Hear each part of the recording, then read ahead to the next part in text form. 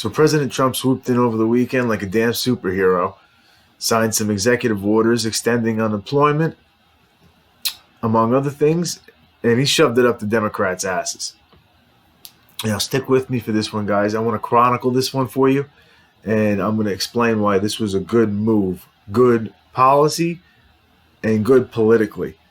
Now, I understand executive orders can be iffy sometimes, overstepping the boundaries.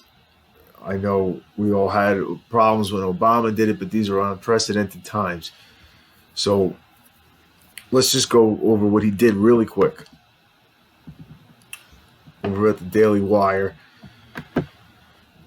During a press conference on Saturday, Trump said he was taking several executive actions, including establishing a payroll tax holiday for workers who earn less than $100,000 per year, protecting renters from evictions, and expanding unemployment benefits by $400 a week, 25% of which covered by the states.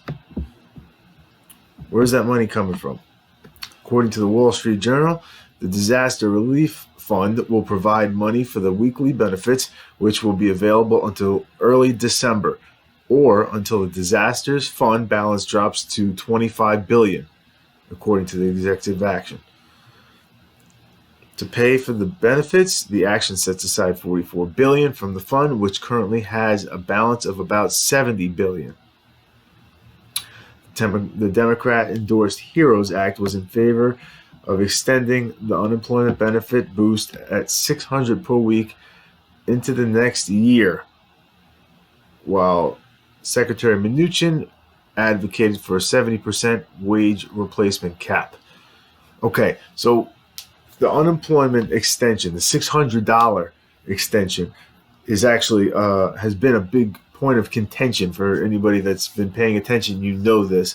Republicans do not like it because it incentivizes people to not return to work. And the only way for us to actually pull ourselves out of this entire mess is to get us back to work. Okay? The government cannot keep giving us money. Okay? This isn't like just plain old unemployment where we paid into it paid into it a little bit. The government's not taking in any money from tax revenue. They can't just keep printing money. We're already operating on a deficit. The debt is out of control. So we got to get back to work. Okay, so that is a legitimate concern. A lot of people were making more than their normal paycheck with that extra $600, a lot more. People were trying to quote this study they did in Yale where they took people from this company called Home Base. It was basically a clocking company for just food and beverage workers, and they somehow came to the finding that, the extra $600 doesn't stop people from going back to work at all. Not at all. This little bit of people that we surveyed through Home Base, that makes it true. Not a big deal. No. It's just basic. It's common knowledge.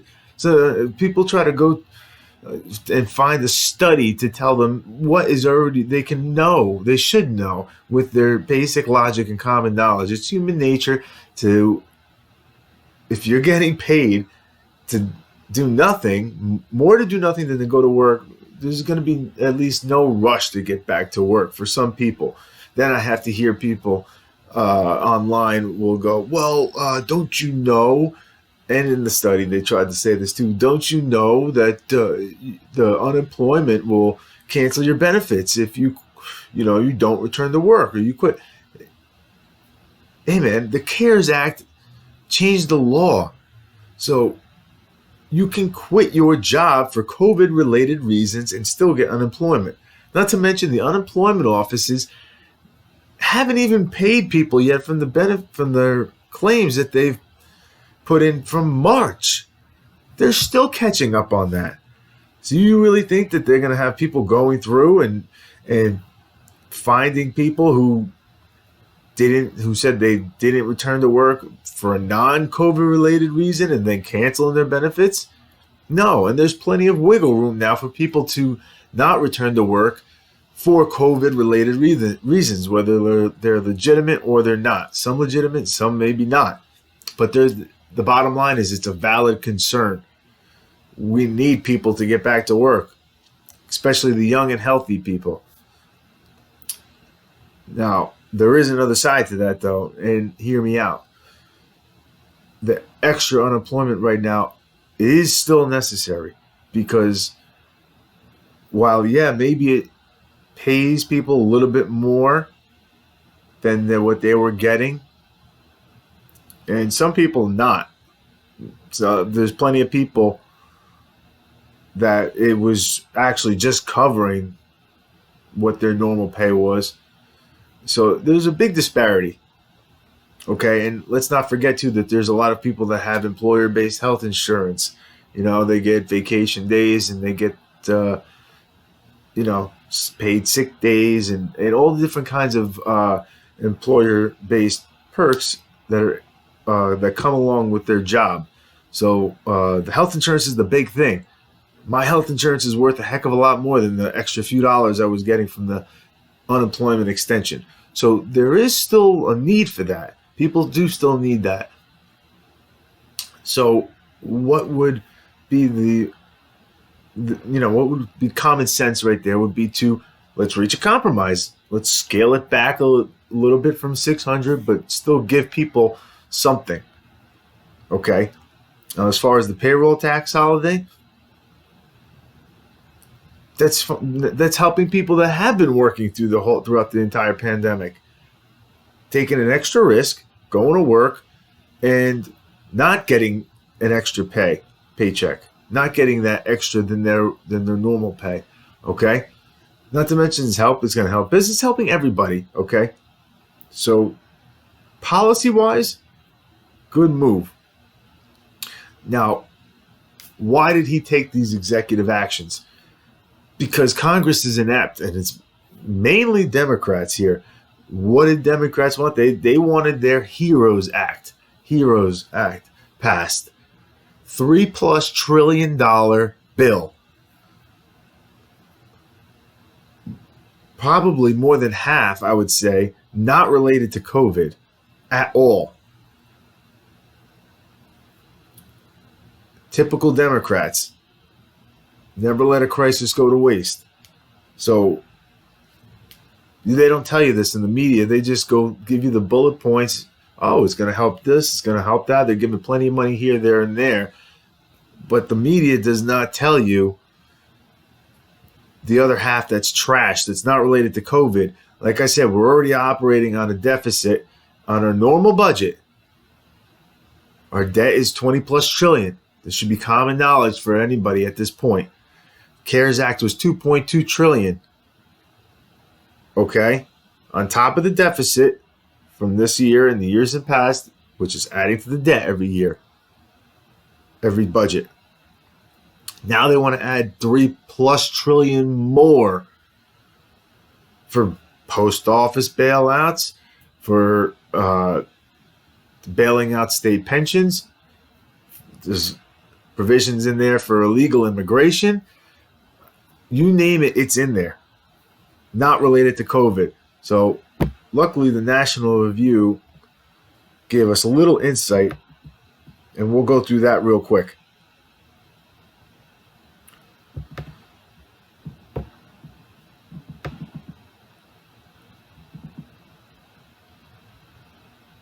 Here we go.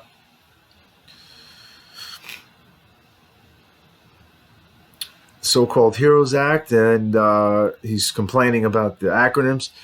It contains the usual Democrat wish list items, one of the more expensive of which is a proposal to shunt vast streams of federal revenue into badly managed states and cities in order to buy them out of their self-inflicted financial troubles. More than $1 trillion of the $3 trillion package would be in the form of aid to state and local governments, with almost all of that money, $915 billion of it, in unrestricted cash. unrestricted, meaning they can do whatever they want with it. This will be a great boon to states and cities, largely but not exclusively Democratic, that have hamstrung themselves financially by promising government workers fat pensions and retirement benefits without actually spending the money necessary to fund those programs. States and cities generally cannot go into debt to finance regular operating expenses such as salaries. They do borrow money for infrastructure projects and the like, but they can effectively borrow from their pension systems by promising benefits in the future, but using the cash today for other purposes. This creates problems. Those problems have almost nothing to do with the coronavirus epidemic and the subsequent economic shutdown. The cities and states have taken on some extra expenses during the public health emergency, but the biggest effect on their finances will come from lost revenue.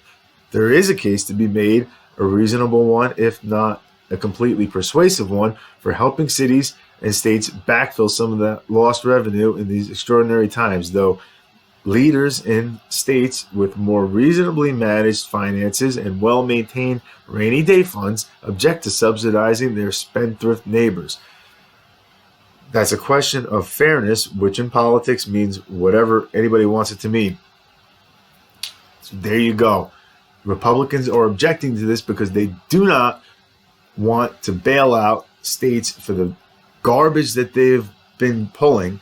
Anybody that lives in a Democratic state like New Jersey, New York, California, all know very well about the unfunded pension plans for the public employees.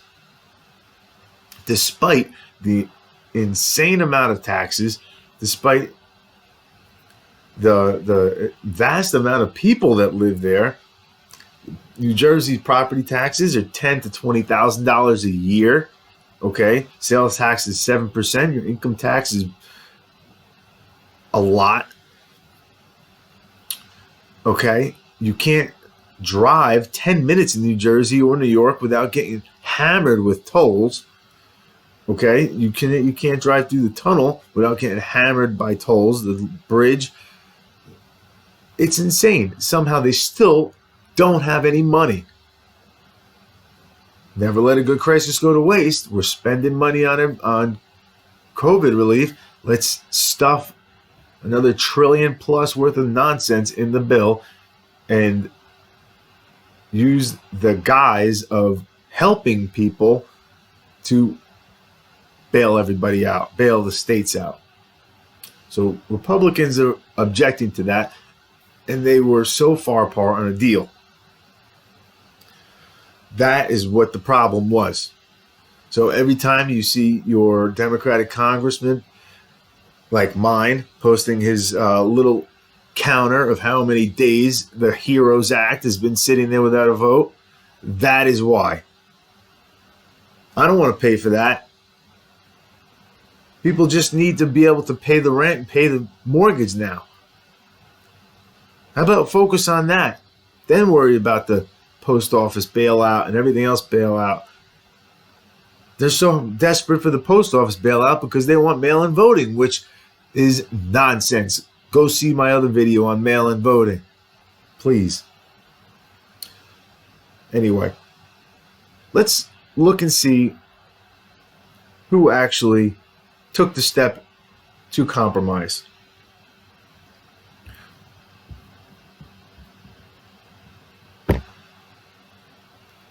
New York Times.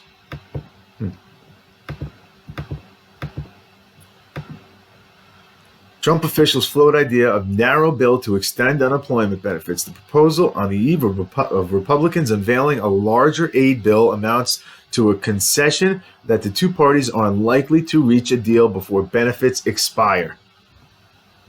Right there. They're recognizing that they're not going to be able to reach a deal before the unemployment extension expires. So they just want to focus in on that, and at least they can compromise on that. That was their idea, and get that done and then debate the other crap later.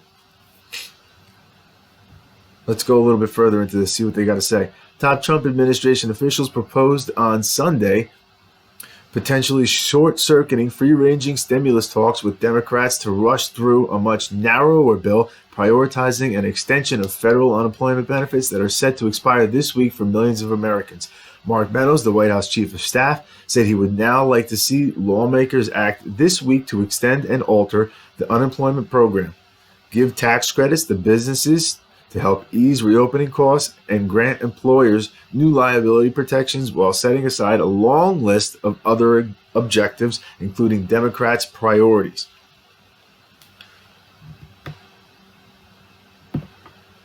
Perhaps we put that forward, get that passed, as we can negotiate on the rest of the bill in the weeks to come, Mr. Meadows said on ABC's This Week.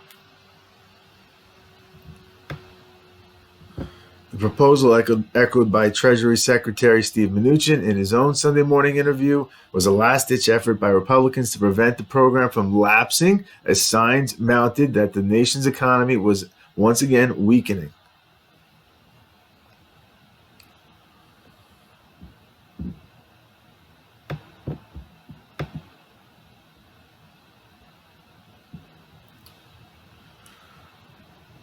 Democrats are already on record in opposition to a piecemeal approach. A narrow fix is almost certainly dead on arrival. Yeah, why would you want to get at least something done, right? Why would you want to get at least something that you agree on done? Democrats passed their own $3 trillion proposal, which also includes money to bail out states and cities, fully fund the $600 federal jobless benefit, and infuse billions more into the nation's healthcare system. Again, the bill is 1,800 or some odd pages long. You read it for 20 minutes, you want to jump out of a window. Okay? It's got a lot more in it than that. And the read is terrible. So they just like to give you the little bullet points of what exactly is most amazing about it and leaving out the $1 trillion plus worth of garbage that's going to sink us even further into debt. It has nothing to do with COVID right now. And that's not to say that the Republicans' bill was incredible either. But right there, you have proof that there was some kind of compromise and some kind of willingness from the Republicans to at least get people their unemployment, to keep everybody from falling behind. Let's see what else they did. Here you go. CNBC reports vulnerable GOP senators offer more generous unemployment plan than their party proposed. 3 Republican senators, 2 of whom face tough elections in the fall, released a bill Wednesday that offers more generous unemployment insurance than their party's existing coronavirus aid plan. Proposal from Senators Romney, Collins, and McSally would give states the choice of paying recipients either $400 or $500 per week in August on top of what they would normally receive from the state. In September, the benefit would drop to $400 a week in every state. So right there you go. Even more, they want to compromise. They only wanted to bring it down at least $100 from the $600.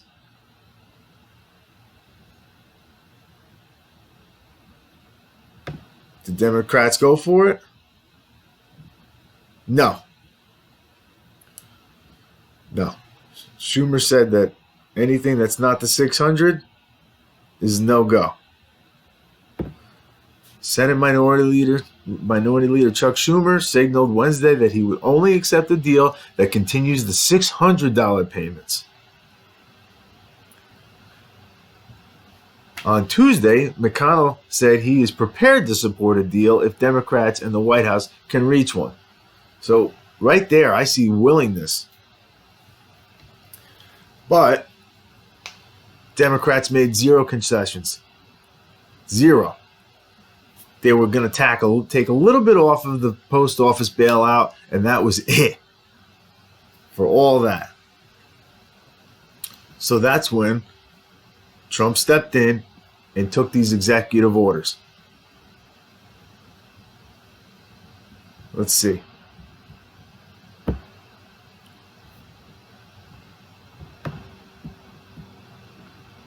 Politico reports, did Dems overplay their hand? Last week we wrote about how Senate Majority Leader McConnell was facing scrutiny for his decision to wait until July to start negotiating the next coronavirus bill, and now, with the deal essentially dead and President Donald Trump moving ahead with his executive actions, Democrat leaders are facing questions of their own about their strategy. Speaker Nancy Pelosi and Minority Leader Chuck Schumer were unyielding in some of their demands during the negotiations and were trying to hold out for more. GOP did offer some concessions, including $400 per week in unemployment insurance until December, but Democrats rejected some of those proposals, calling them woefully insufficient and betting that Republicans would eventually back down. But that's not what happened. Instead, White House officials involved in this round of negotiations, which for the first time included conservative hardliner Mark Meadows, essentially walked away from the negotiating table, at least for now, and told Trump to follow through with the unilateral action. Now, it's unclear if lawmakers will still press for a deal before August recess or just try and pick things back up again in September. Though, notably, Pelosi said she doesn't want to tie the relief talks to the looming government funding debate. There were no meetings over the weekend, none are on the books, and Dem leaders have not been in contact with Trump. Meanwhile, the Senate is technically in session, but most of the members are gone. That's great. That's great. Do these people even work? Do these people even work? Everybody's out of work. They're the only ones that are working. And they're not even there. And they're still getting paid. That's nice. So Trump's whooped in, stuck it up the Democrats' ass, did their job when they couldn't. And now what are we hearing from Democrats? Oh, it's unconstitutional.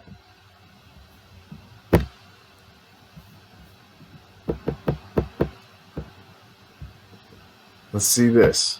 Trump's actions to provide relief to Americans expected to face legal challenges from Democrats.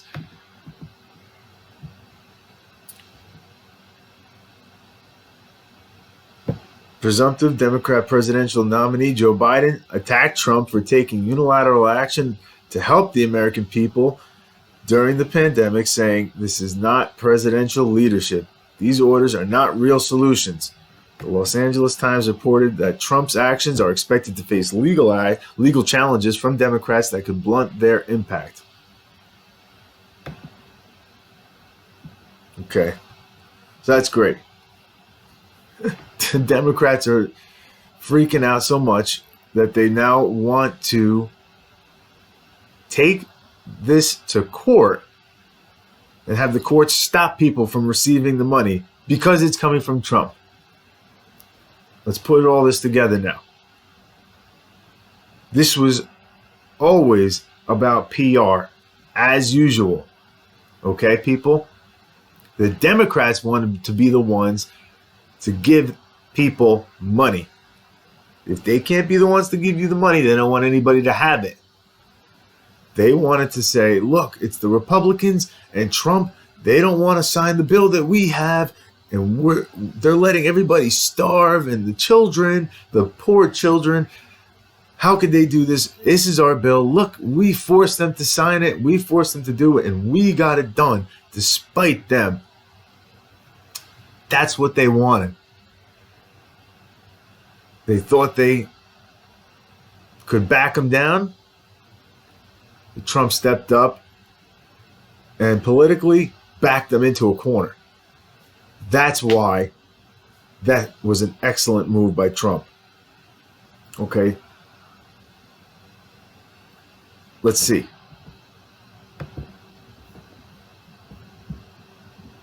What else are they complaining about?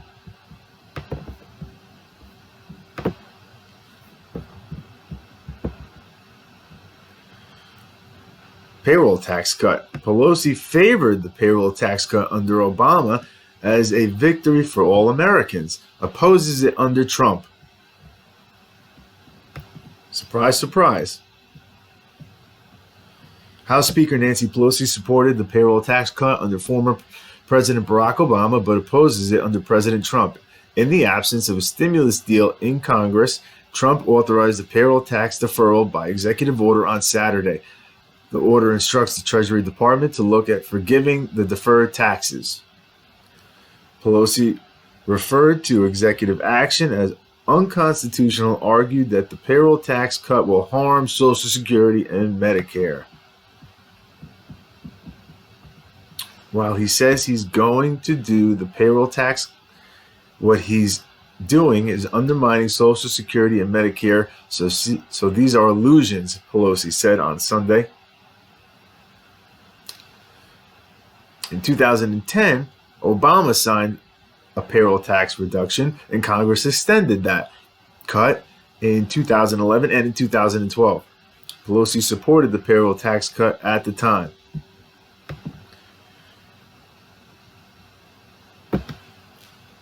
She said, "Today is a victory for all Americans, for the security of our middle class, for the health of our seniors, and for economic growth and job creation. The American people spoke out clearly, and thanks to President Obama's leadership, 160 million Americans will continue to receive their payroll tax cut." In 2012, Pelosi applauded the extension of Obama's payroll tax cut as a temporary measure to help give us a boost.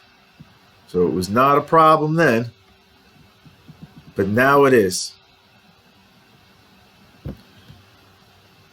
Really, that's what they're worried about, is Social Security.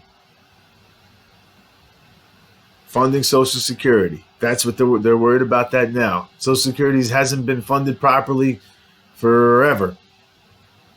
There's not going to be any cut in the payments going to the recipients now. Okay. Maybe one down the road when it finally runs out of money, but the whole system is a joke anyway. The people getting paid now are being paid by my daughter, and she's 2. Okay? So they got nothing. So they're willing to actually take him to court and stop the executive order. They have nothing. This was a good move by Trump politically.